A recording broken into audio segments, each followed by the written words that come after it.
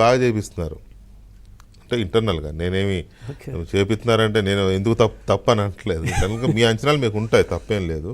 అలాగే వాళ్ళు చేపిస్తున్నారు. ఎక్కడ తేడా వస్తుంది? మీరేమో 115, 120 దాకా ఓపెన్గానే చెప్తున్నారులే ప్రెస్ మీట్లో. చంద్రబాబు నాయుడు గారు కూడా చెప్పారు. ఆయనేమో 175 అంటాడు.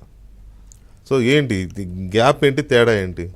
సో ఇక్కడ గ్యాప్ అంటే ఏం లేదు. ఎందుకంటే మా పార్టీ ప్రకారం అంతర్గతంగా ప్రతి పార్టీ సర్వేలు చేసుకుంటుంది.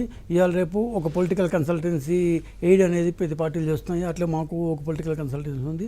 వాళ్ళు సర్వేలు చేయరు, కానీ మేము అంతర్గతంగా చేస్తాం. దాంతో వాళ్ళ కోఆర్డినేషన్తో మేము వర్క్ చేస్తుంటాం.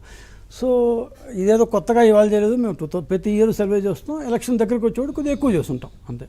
సో ఆ కోఆర్డినేషన్తో ఏరియా వైజ్ ఏ విధంగా ఉంది, మనం ఏ విధంగా పోవాలి, మనం ఎక్కడ తక్కువనో ఎక్కడ ఎక్కువనో ఎక్కడ బాగున్నామని ఆ స్ట్రాటజీ సంస్థతో కోఆర్డినేషన్ చేసుకుంటూ దాన్ని క్యాండిడేట్ స్క్రీనింగ్ చేస్తారు. ఇది ఏ పార్టీ అయినా చేసేది, మా పార్టీ కూడా చేసింది.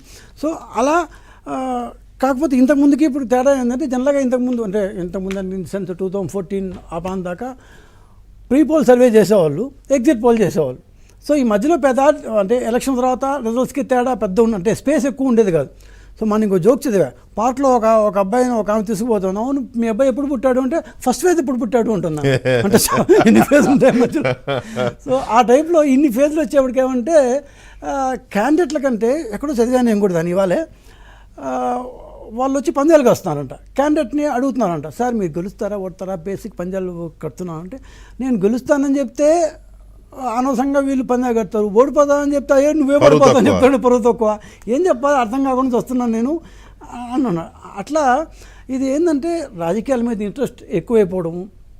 ఇంతకుముందు రాజకీయాల మీద ఇంత లెవెల్లో పబ్లిక్ ఇంట్రెస్ట్ ఉండేది కాదేమో. ఇప్పుడు యాజ్ సచ్ మీలాంటి టీవీ ఛానల్ రోజు ఏదో చర్చను పెట్టి ఇంకా ఇంట్రెస్ట్ని ఎక్కువ చేస్తున్నాయేమో. సో ఇది బేసిక్ జనరల్ డిస్కషన్.